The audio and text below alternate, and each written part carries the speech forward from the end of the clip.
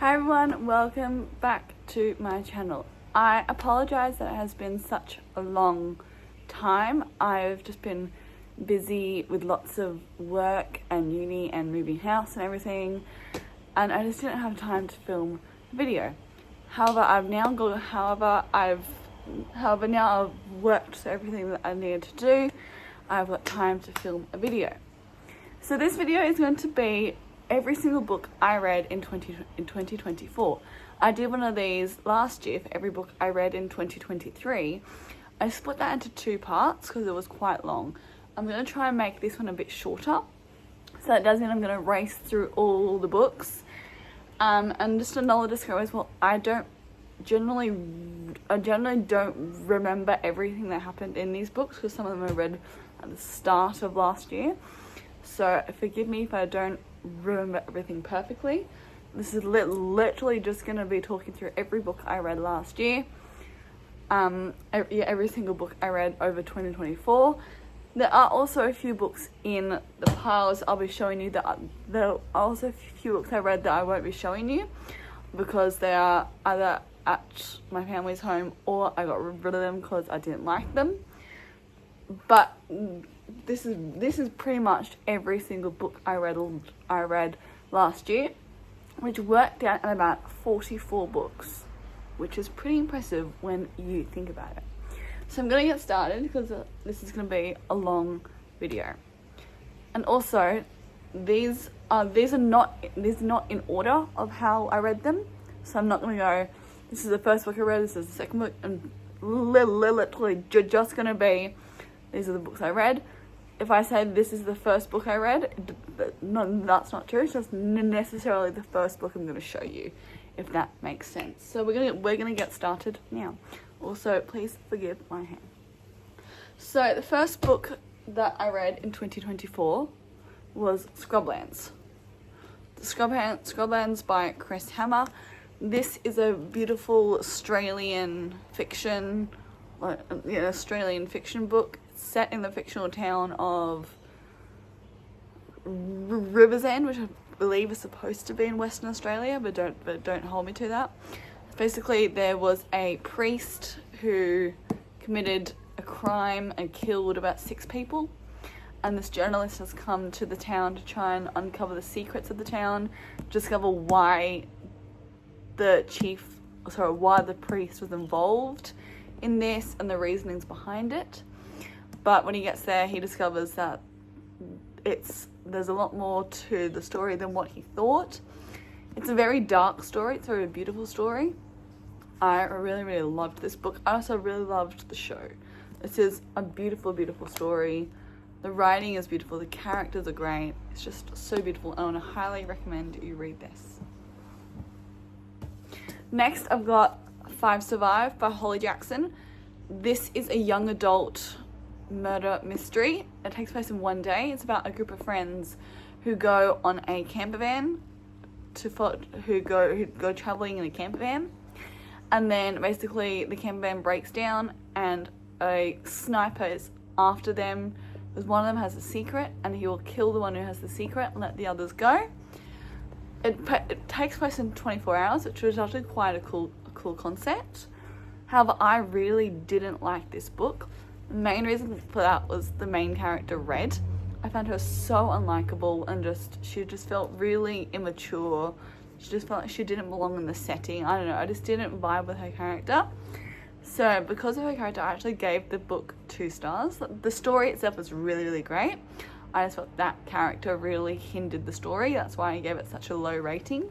But if you do like Holly Jackson, I would recommend you read this book. It's really, really great. Next, I've got The Night Agent by Matthew Quirk. This is another story I actually really, really loved. I gave this a 5-star rating. It's really, really fast read, really, really quick and short, snappy. This has also been made into a TV series, if you weren't aware. And if you're not aware of the story, basically we have Peter. He works for the White House, like the lowest division. He mans this phone called the Nightline, and no one ever calls it, and no one ever has called it. And then one night a young lady calls it and says she needs help because her aunt and uncle have been murdered, and then he's basically thrust into this world where he basically goes to help her and protects her, but they end up in a whole lot of trouble. It's a really, really great story. The characters are really funny. I love the book. And everything's amazing about this one. That's that one. Moving on, the next book I read, one of the next books I read, was the newest one by Matthew Riley, which is Mr. Einstein's Secretary. This was a bit of an experience, I'm not gonna lie, because I've never really read anything like this by him. He's normally more of an action adventure author, so he'll do like military action adventure. But for this kind of like historical fiction, it was very different for him, but I kind of really liked it. It was very interesting to see him go in a new direction. I don't remember what I rated this. I think I gave it either 4.5 or 5 stars, but this is one of my favorite authors, and I do love this book. But this is the only book I read of his this year, or last year, 2024. I will be hoping to reread his other books this year. I've got quite the backlist, well, quite the impressive collection of Matthew Riley books. There's probably like 1 or 2 that I don't have. But yeah, I read this one. This was really, really cute. Basically set in 1949, I believe. It's in World War I, and it follows this girl who becomes the secretary to 2 different historical figures. I believe it's Einstein, and I don't remember who the other one is she works for, but she works for Einstein and this other really amazing guy as well. And it spans over 40 years, so it spans from like 1949 to 40 years after that. I'm not good at maths, forgive me. This is a really good kind of historical action adventure, and if you're a fan of Matthew Riley and if you're a fan of Einstein and the war, you should check this one out. Next, this was actually the last book I read of last year, and the last book I read was actually this one, which was Kill Your Husbands by Jack Heath. This was not what I was expecting at all. I was expecting to go into this being like a full-on murder mystery. However, when you actually have time to read the story, it's like very, very different. It's what I would call a cozy mystery, which I know doesn't sound interesting, but basically it's set in rural New South Wales.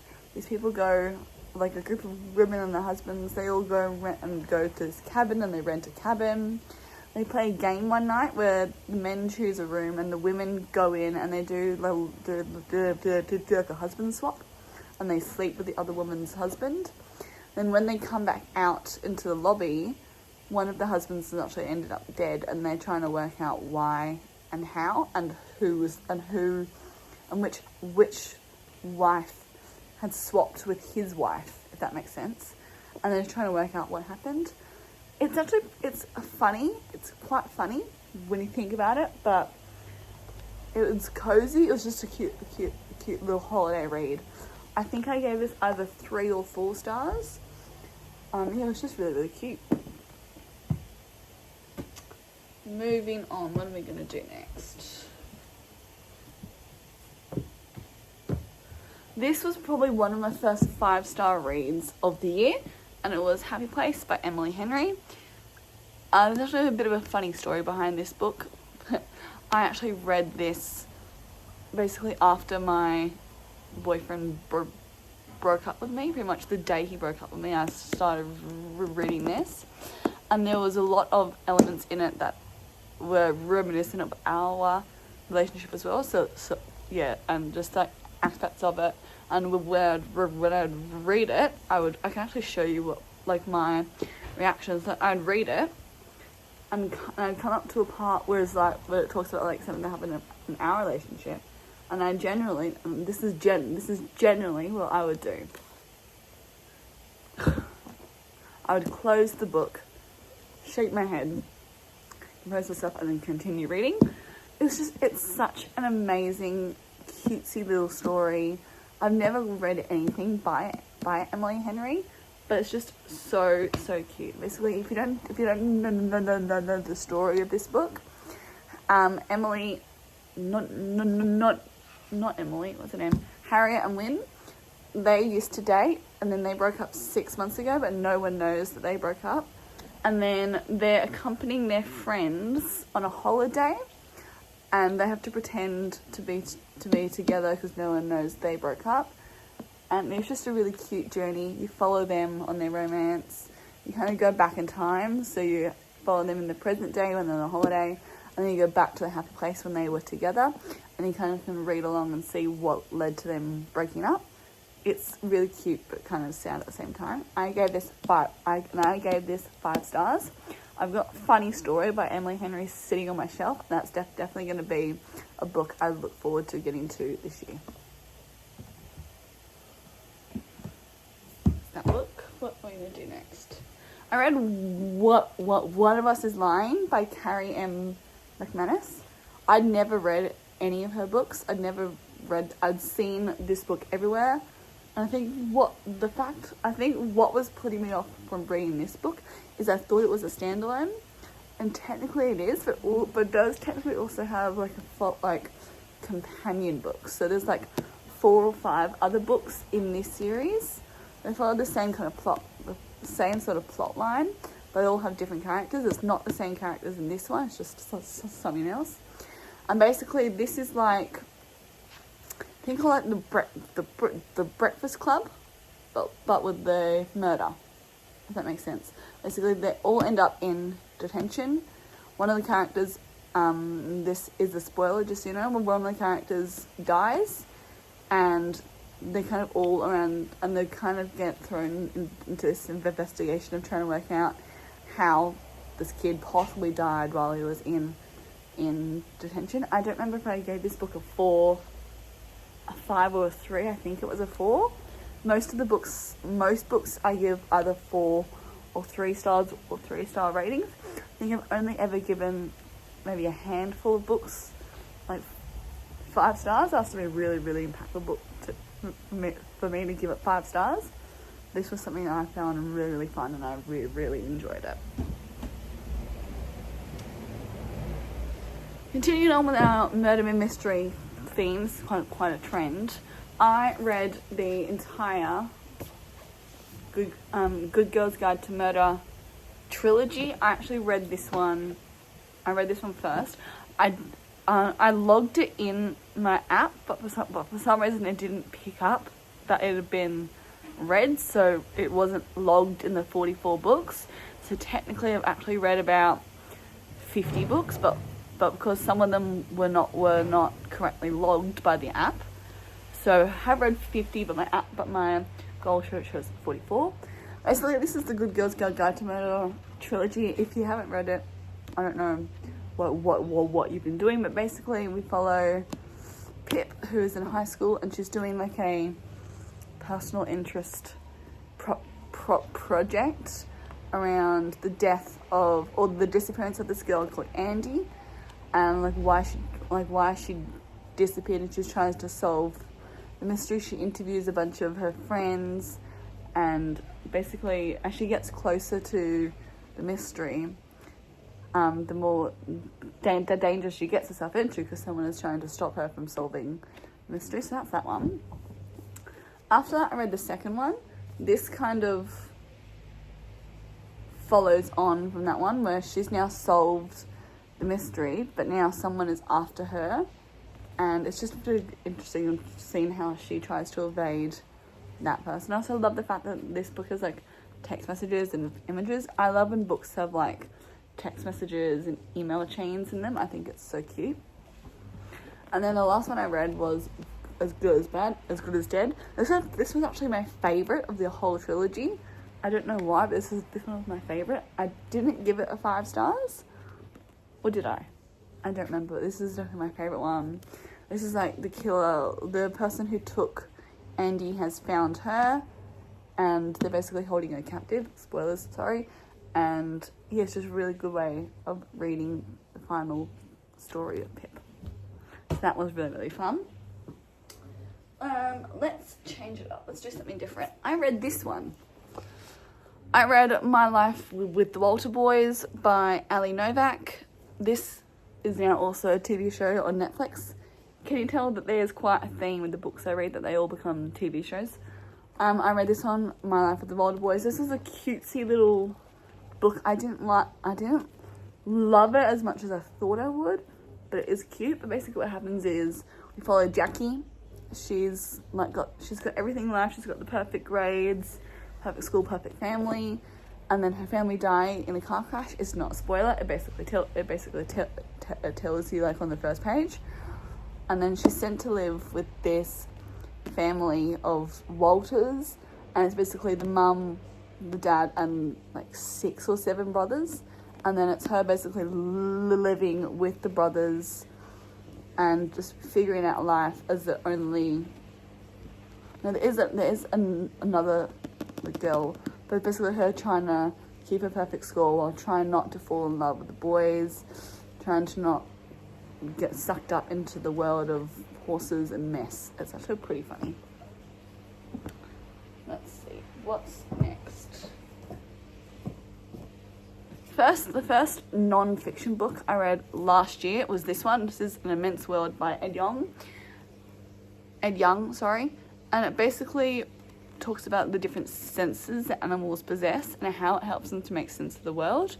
So like how colour helps them perceive the world, how sound perceives the world, how they perceive all these different parts of the world through different things like smell, sound, touch, colour, photoreception, electromagnetism. Sorry, I can't say that word. And it's just a really interesting read. It is quite long. It's over, how many pages is it? It's over 300 pages. But the last, 200 pages, all of this is just, the index. So if you don't want to read quite that big, I would stay away from this. But this is actually quite interesting. I don't tend to rate non-fiction books as much because I don't want to rate all the research and hard work that someone has put into writing this. Not that there's not hard work in these, but these just take a little bit longer because they have to do all this research. They have to rely on years of study. So I don't want to necessarily rate someone's hard work and their degree. So I don't tend to rate those as much. Let's have a look. This was the second last book I read of the year. This is Babel by R.F. Kuang. I'd never read anything by her. This is the first one I read. Probably a mistake to start with this one just because it is quite chunky and the text is quite small. And it's kind of tackles a topic that you wouldn't really think would be interesting. And basically it tackles the topic of colonialism and the history of languages. And basically it surrounds the University of Oxford, and specifically this part of it called Babel, and they study languages and they translate everything. And it just follows this one boy who's taken from his hometown, sent to university to become a translator, and then just all the kind of issues that arise from that. I don't remember, I think I gave this a 4 or a 3. It was good. Again, it was just way too long. So, and this one also has those kind of textbooky things. But it has those asterisks, and then it explains the asterisks. If you're not a fan of those kind of asterisk-y academically styled kind of books, I would avoid that, but I liked it. Let's see, what's next? I read this one last year, which was The Stolen Heir by Holly Black. This happens after the Cruel Prince trilogy and actually follows the younger brother. So it follows Oak. I will not lie, I really didn't like this book.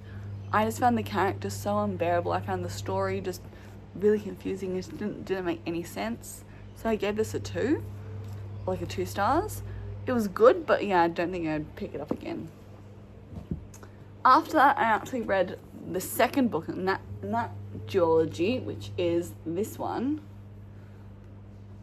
And this kind of happens after that one. He's fled Elfheim, I think it is, and he's trying to get back there with another girl, with another character. I didn't like this either. I gave this a 2-star. Again, I don't really remember what happened in this, but yeah, but the cover's quite cute. Moving on. Oh, let's do this one. Let's do this series. I read this series last year. This is, I don't know how to explain this. This is like a 9-book kind of cozy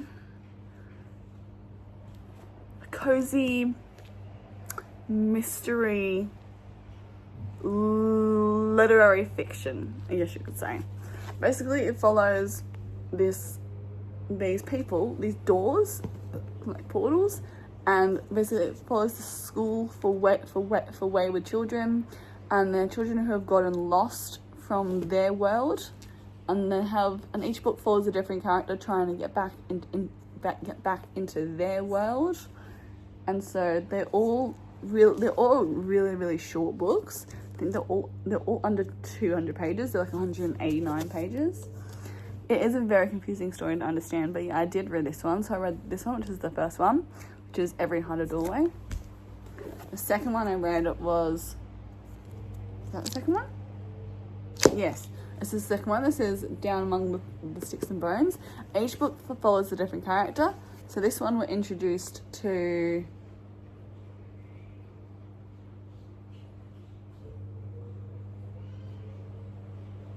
I don't remember who was them.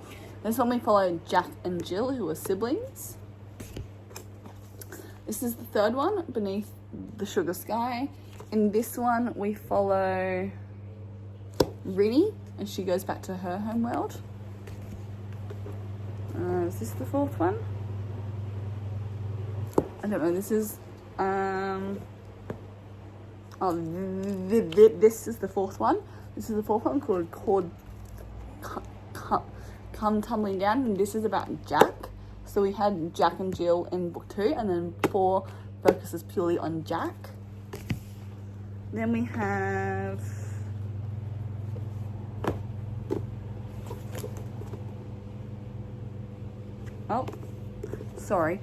this is 4, and this is 5. So this is 4, which is in an absent train. 5 is Come Tumbling Down. 6 is Across the Green Grass Fields. This one follows Regan and how she goes back to her homeland where there's horses. I don't know how to explain them. They're just they're really weird books. Then number 7 is I think this is 7.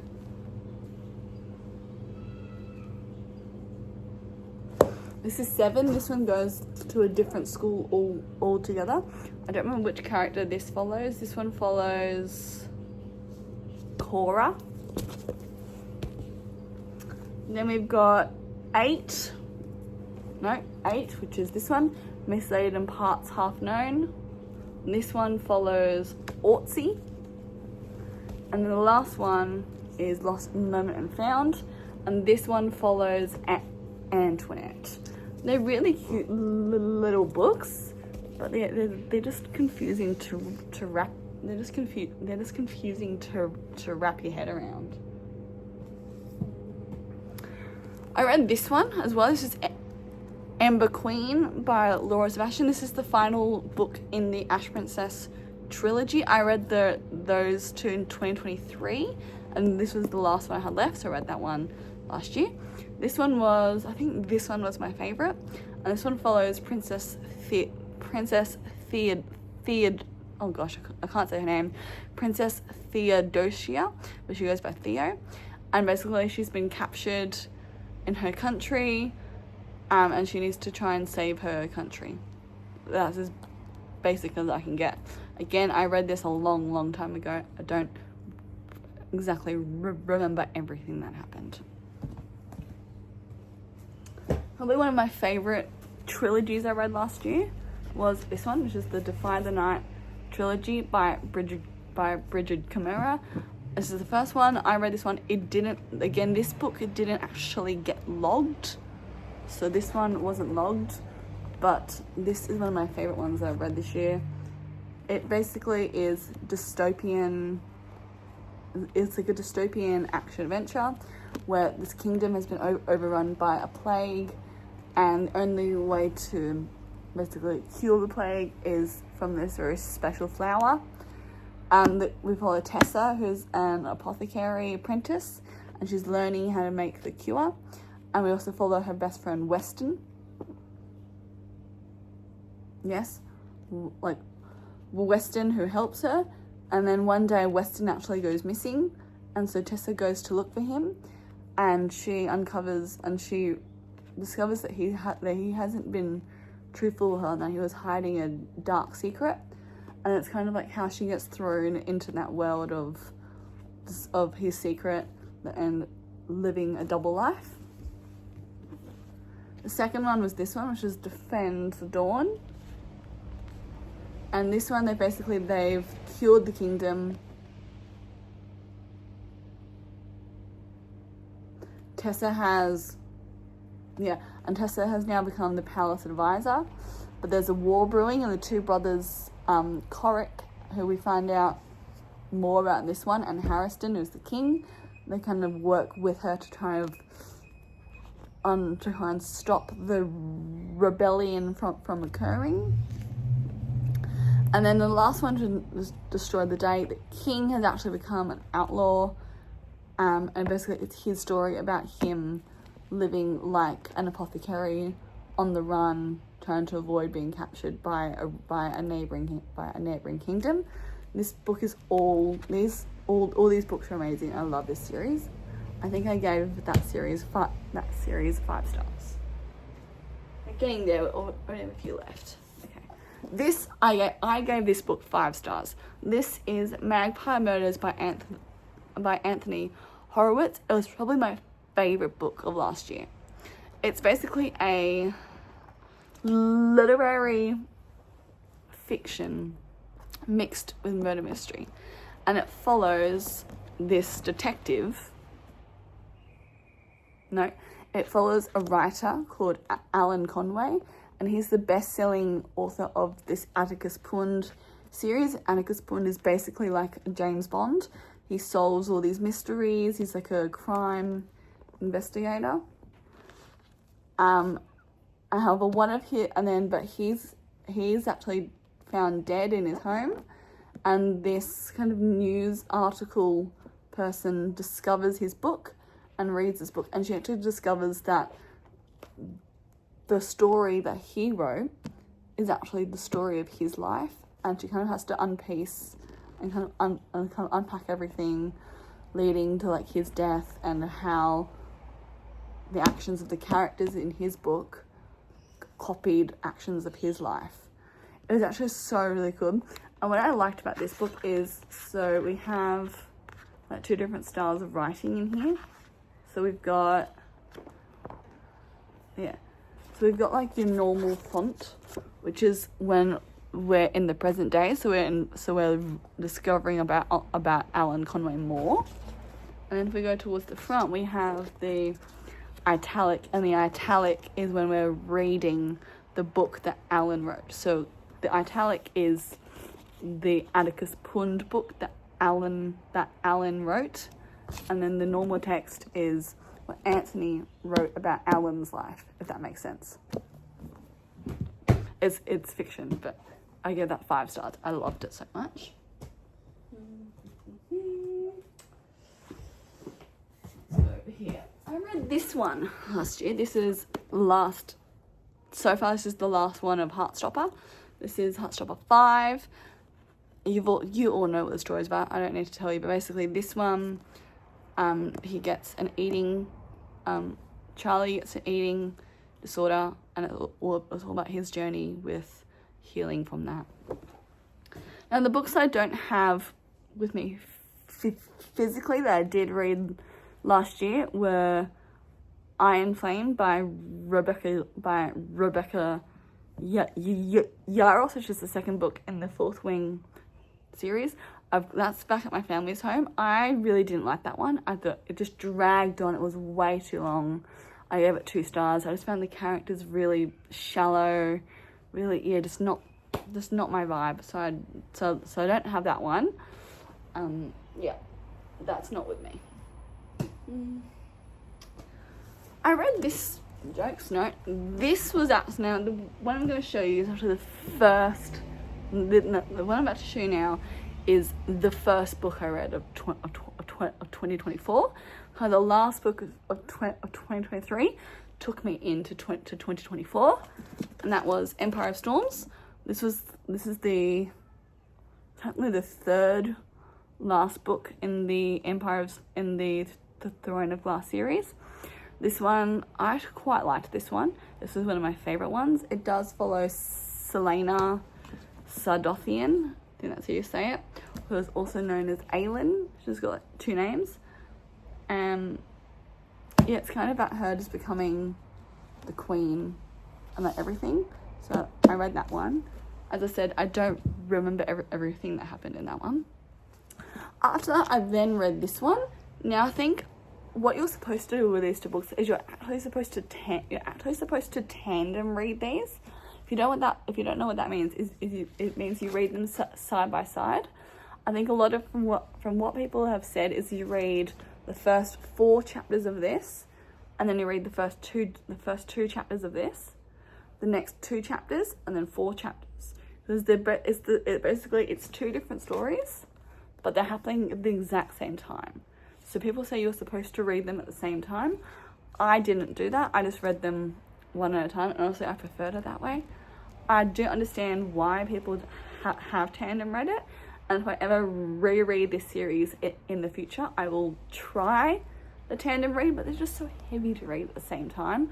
And because there's so much happening, I feel like it's kind of a bit hard to read both at the same time. But yes, generally you are supposed to tandem read, so read at the same time, but I just read it one and then the next one, and it worked out fine. Then, this is probably the biggest book I read last year. Then after that, I actually read this book. This is the biggest book I read last year. This is 980 pages. It's just short of 1,000 pages. You can probably guess what it is from the pages, but if you can't, Kingdom of Ash by Sarah J. Maas. Kingdom of Ash by Sarah J. Maas. Sorry, that was done. This is the last book in the Throne of Glass series. 980 pages. This is like the final book. So this is like the big war, and every single character that you meet across the 6 books, all of them kind of re-merge into this one book, and there's like about 50 different characters, 50 different plot lines, so it can get confusing, but it can get confusing, but it does make a lot of sense, and it is really actually enjoyable. I gave this 5 stars. As cliche as it sounds, I did give this one 5 stars because it was really, really good.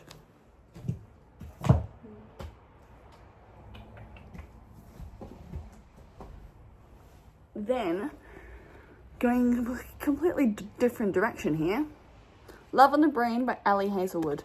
This is the second book I've read by her. I'm not gonna lie, I'm not a big fan of her writing, mainly because she does have a lot of smutty writing styles. So all of these books are heavily focused on romance, very big, lots and lots of sex scenes.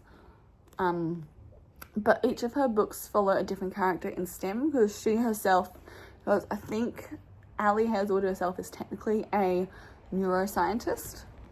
I think. Let me just double check that. She is in some kind of STEM work herself, the actual author. What does she do? Yeah, so the author, Ali Hazelwood, is actually a neuroscientist. And so all of her books revolve around women in STEM. So she's got some who are thermoneutrals, thermonuclear astrophysicists, and she's got some chemical engineers. She's, all the different things, and they all kind of have the same plot line. Basically, all the characters are the same in all her books. I get it 2 stars. We're almost there, guys. I know this is a long video, but you're doing well. I then reread one of my all-time favorite series, the Illuminae Files by J. Kristoff. Sorry, I almost said J. Kaufman. It's basically like set in space, and people live on this spaceship, and then basically the artificial intelligence aboard that ship turns evil and starts killing everyone, and we basically follow 2 characters who live on 2 different ships, and they're communicating with each other to try and save the ship. What I really love about these books is how it's written. If you look at like a traditional book like this, see how it's all just text like this? That's pretty cool for traditional books. But these books, the whole 3 series, they're actually done differently. So they're comprised of chats, emails, this kind of artificial spacing, like emails. What else is in here? They've got a bunch of really cool ones, like journal entries. So if I can find some cool ones. Surveillance cameras. And these black, like, crossed out bits, they're actually bits that are in the surveillance footage that the people reviewing the files think is not useful to the story. So they've crossed it out, and it's actually in the book. So I haven't gone through and done that. It's actually part of the book is that, and it's just a really cool thing because each page is different, and you have like journal entries, emails. It's really, really cool. And some things that they do in this book in particular that is really, really cool.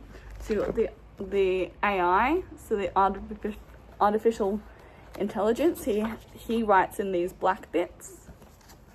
They also have really like images made out of words. It's really, really cool.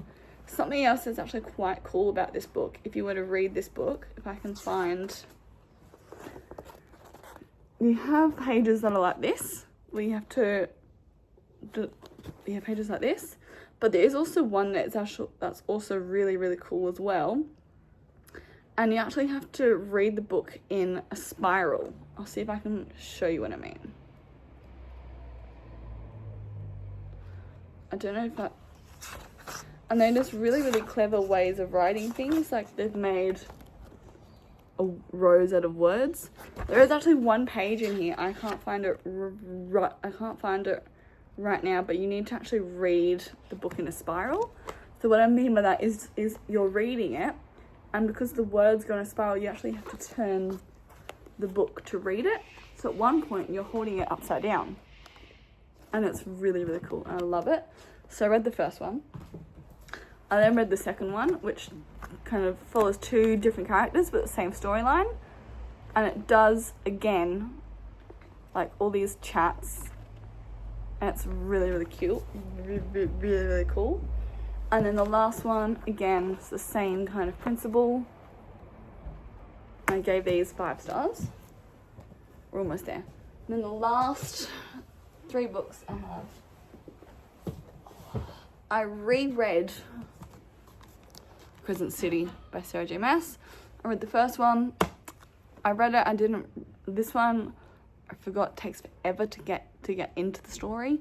Once you get in, it goes really, really fast. I gave this 3 stars. Then I read the second one. This one is much, much longer. I also don't like how it's got this little printing impact of white pages. This one is a little bit longer, but I mainly read this one because the last book came out this year. This one, they all follow her basic storyline of angels and lots of smut. And this is like an urban fantasy. So it's more adult compared to her other ones. And then finally, the last book I read of 2024, well, not, but the last book for this video is House of Flame and Shadow by Sarah J Maas.